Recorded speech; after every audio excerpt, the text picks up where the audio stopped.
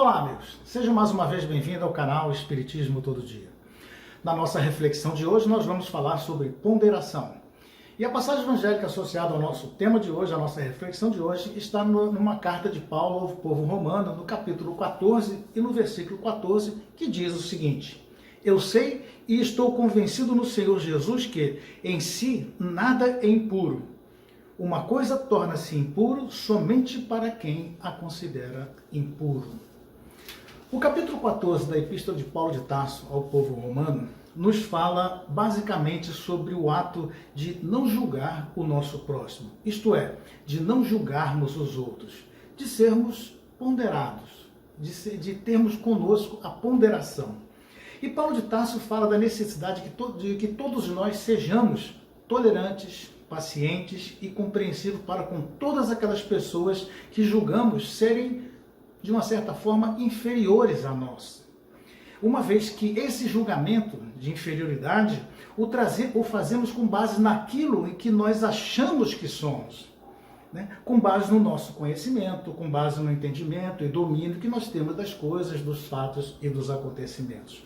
Mas nós não somos, em absoluto, os donos da verdade. Ainda somos prisioneiros da ignorância num planeta, numa nave chamada Terra. E Paulo de Tarso nos orienta também de que nós, a não nos vangloriarmos, a não nos sentirmos superiores por sermos melhores ou por termos condições melhores que outras pessoas. E Paulo de Tarso nos afirma que todos nós, um dia, daremos conta de nós mesmos diante de Deus, dos nossos atos e das nossas ações. E ele diz o seguinte nos versículos desse mesmo capítulo, que vão dos versículos 10 de 10 a 12. Vamos dar uma lida. Mas tu, por que julgas teu irmão? E tu, por que desprezas o teu irmão? Pois todos nós compareceremos ao tribunal de Deus. Está escrito: por minha vida, diz o Senhor, diante de mim se dobrará todo o joelho e toda língua dará louvor a Deus. Portanto, cada um de nós dará conta dos nossos atos e ações a Deus. Queridos, se eu fizer uma pergunta neste momento a todos nós, e aí eu estou me incluindo também, eu tenho certeza de que todos nós vamos responder sim. Vamos lá. Algum de nós, algum dia já julgou alguém? Ou já teve alguma atitude, um gesto, um comportamento de criticar ou julgar alguém? A pergunta, com certeza, como eu disse, também tem que ser para todos nós. Mas temos que ter a consciência de que não deve existir nenhum constrangimento entre nós de ter respondido que sim, de maneira nenhuma. Por termos julgado alguém, ou por termos criticado alguém, por termos comportamentos julgadores, por termos condenado alguém, enfim, por termos subjugado ou considerado alguém inferior ou superior a gente. Porque esse comportamento faz parte da nossa vida. Nós fomos criados assim, nós vivemos assim, e provavelmente ainda vamos viver durante um bom tempo com esses pensamentos, com esses julgamentos, com esses pensamentos julgadores. Mas o que precisamos ter é consciência de que todos nós somos iguais perante Deus. Todos somos filhos de Deus, todos somos amados por Deus. E temos a mesma destinação de que é sermos perfeitos e felizes, todos nós. Que todos nós ainda somos imperfeitos e que ainda temos uma longa caminhada pela frente, como eu disse, nesta nave chamada Terra, rumo à perfeição e também rumo à felicidade. Sendo assim, então, nós temos que tomar consciência de que os nossos pontos a melhorar, temos que tomar consciência dos nossos pontos a melhorar e começar a trabalhar eles gradativamente. O ato de criticar o nosso próximo é como destacar essas deficiências dessas pessoas, os seus pontos a melhorar, desses nossos companheiros, que caminham junto conosco, como eu disse, nessa nave chamada Terra. E criticar não ajuda em absolutamente nada. Criticar não resolve absolutamente nada os problemas dos outros, ou os nossos problemas, ou os nossos pontos a melhorar. Apenas agravam, trazendo discórdia, dor e sofrimento. É necessário, sim, que nós auxiliemos as outras pessoas nesses seus pontos a melhorar. Da mesma forma também que devemos abrir a nossa consciência quando alguém também quiser, de uma forma amorosa, também nos ajudar nos nossos pontos a melhorar. Então não nos cabe, de forma alguma, criticar ou julgar quem quer que seja. É necessário que aprendamos a olhar o nosso próximo com mais indulgência, com mais misericórdia, com mais sensatez, com mais ponderação, procurando exaltar também o lado bom que aquelas pessoas têm, ver os pontos positivos que todos com certeza têm. E isso me lembrou um caso bastante interessante, queridos, que o meu amigo Olavo me contou e eu gostaria de compartilhar com vocês. O Olavo me contou certa vez um caso que ocorreu quando ele ainda era estudante universitário aqui na USP, aqui em São Paulo. Ele me contou que o professor certa vez chegou na classe, ele chegou bem antes, e ele, então, o que esse professor fez? Ele estendeu na parede um lençol branco, numa das paredes, um lençol muito branco e grande. E prendeu direitinho, deixou ele lá, o lençol bem penduradinho, e sentou-se na cadeira e começou aguardando os alunos a chegarem. Os alunos foram chegando depois um por um. E ao entrarem, todos eles olhavam meio estranho para aquele lençol e todos eles começaram a conversar entre si, a cochichar sobre si, sobre o que estava acontecendo, o que era aquilo. Então, quando o último aluno entrou, o professor iniciou então a sua aula questionando o que eles estavam vendo. Todos foram unânimes em dizer que estavam vendo um lençol.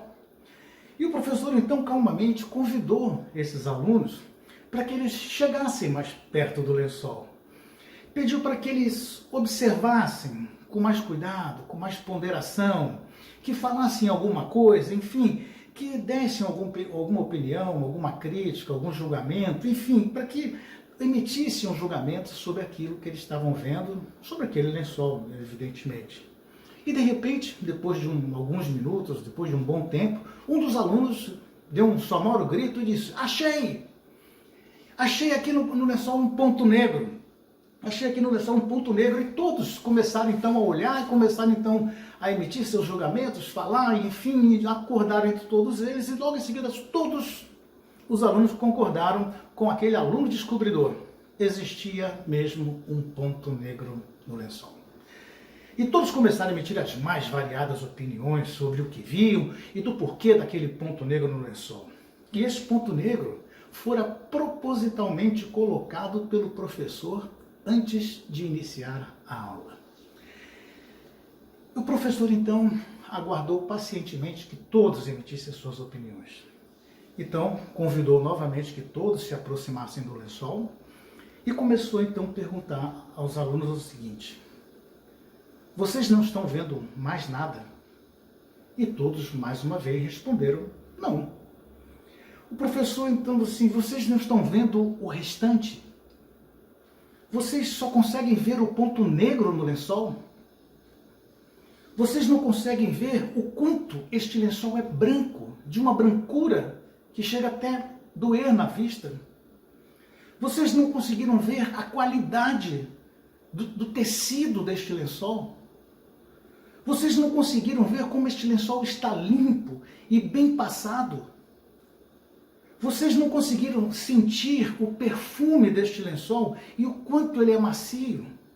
Vocês nem se aproximaram de uma forma definitiva, nem chegaram a tocar, ou pelo menos se aproximar de uma forma intensa nesse lençol. E emitiram seus julgamentos em função de um ponto negro que vocês viram no lençol. E vocês só deram importância a esse ponto negro no lençol, disse o professor.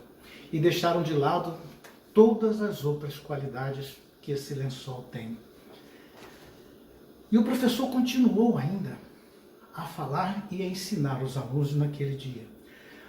A ensinar a não criticar, a não julgar, a usar da sensatez, do equilíbrio, da ponderação sobre tudo aquilo que eles observam no seu dia a dia.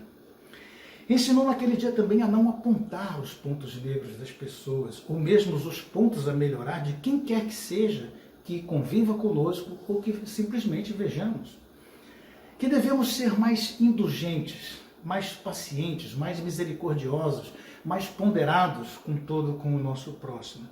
procurando exaltar também sempre o lado bom das pessoas, porque todos nós temos o nosso lado bom, todos nós temos as nossas qualidades.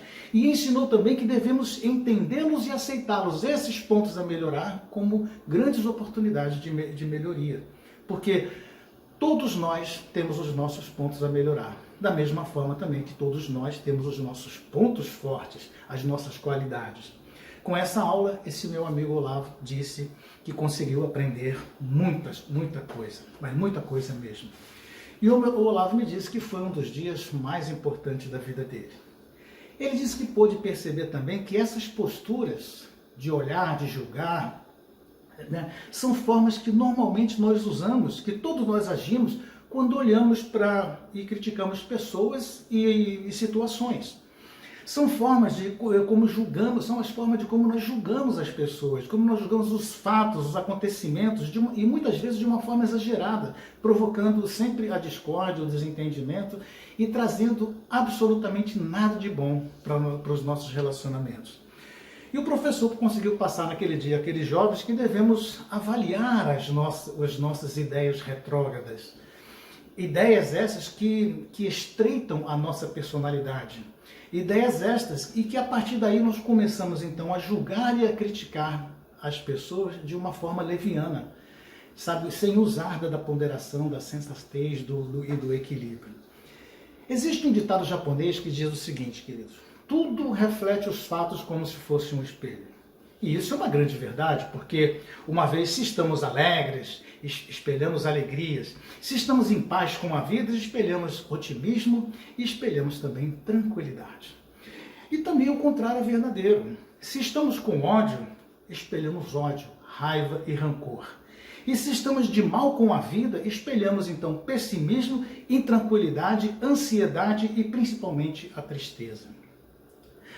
Nós sabemos também que geralmente nós procuramos instintivamente aqueles que têm os mesmos sentimentos que a gente, os nossos mesmos pontos de vista. E isso se chama, dentro da doutrina dos espíritos, isso se chama de afinidade. Porque aqueles que são iguais procuram os seus iguais. E Hamed, no livro chamado Renovando Atitudes, no capítulo 1, chamado Tua Medida, nos afirma que as tendências ou pensamentos julgadores estão sedimentados em nossa memória profunda. São subprodutos de uma série de conhecimentos que adquirimos na idade infantil e também através das nossas vidas anteriores. E ele também nos diz que nós temos o que nós chamamos de reservatório moral, aonde nós vamos então acumulando as nossas censuras, as nossas observações, as nossas superstições, os nossos preconceitos, opiniões e as mais diversas influências que nós vamos adquirindo do meio onde nós vivemos ao longo da nossa existência ou ao longo de todas as existências anteriores.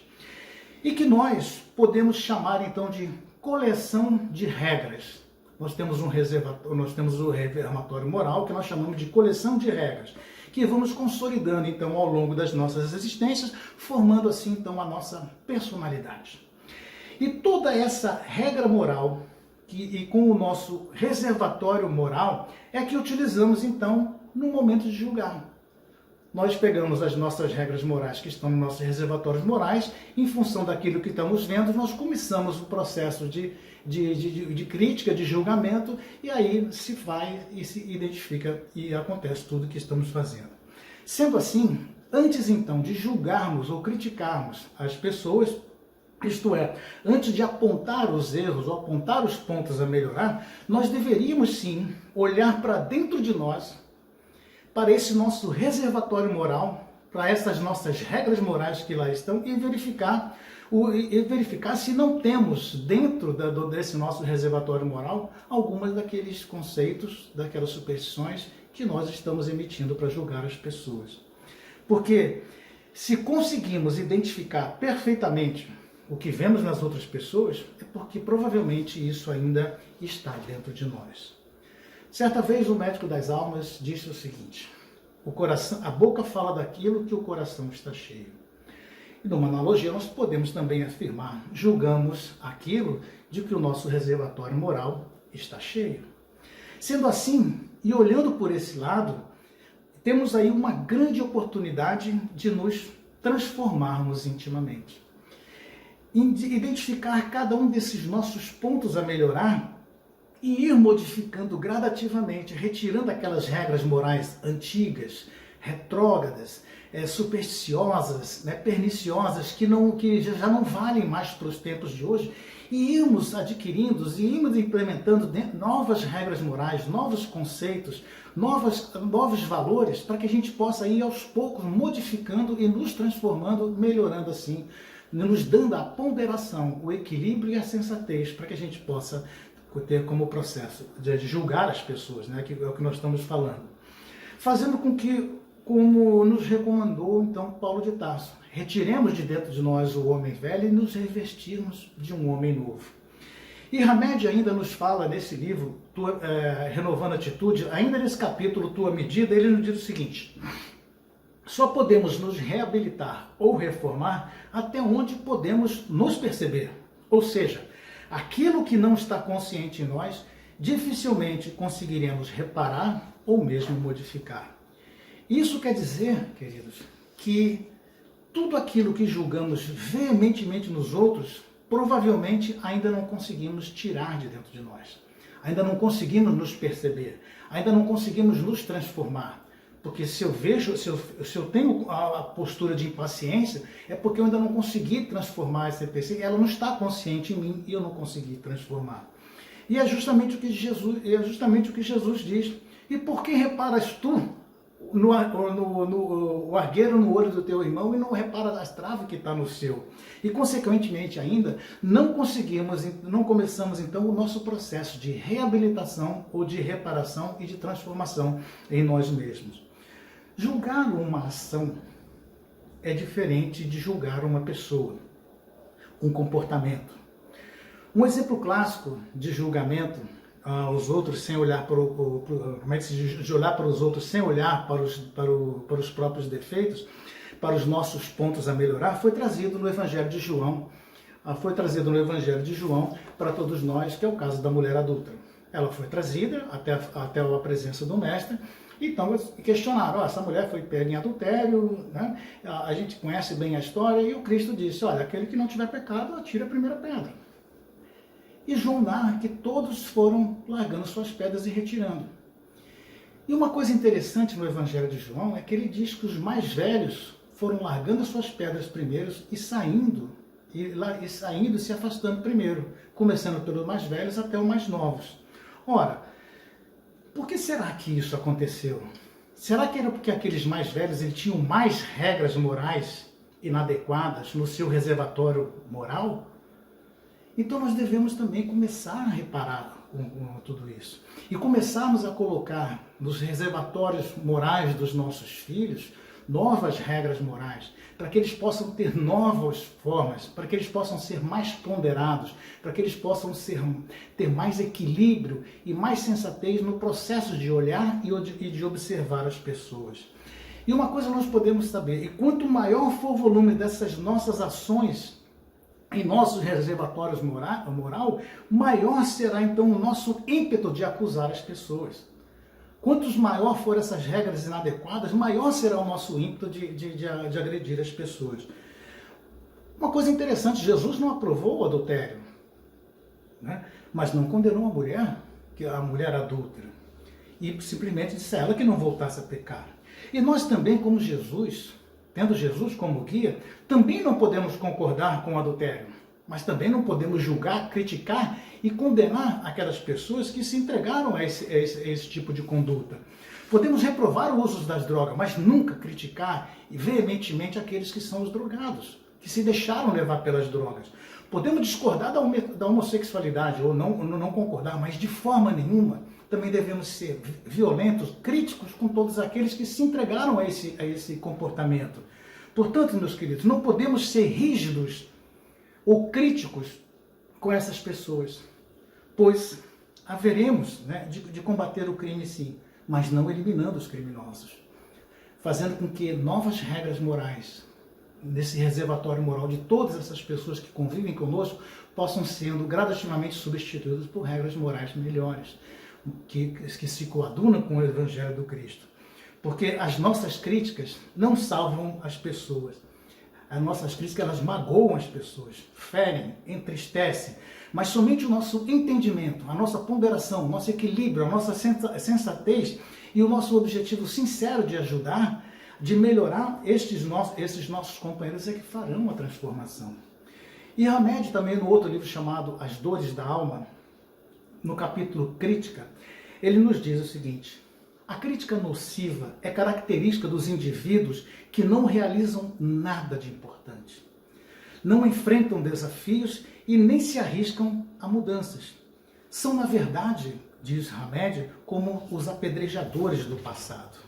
E continua mais à frente, ainda neste mesmo capítulo: o crítico, por julgar e espreitar sem interrupção os problemas alheios, permanece inconsciente e imobilizado em relação à própria aprendizagem evolucional. Portanto, sua possibilidade de se integralizar, novos conceitos e experiências, eu digo aqui regras morais, é absolutamente nula.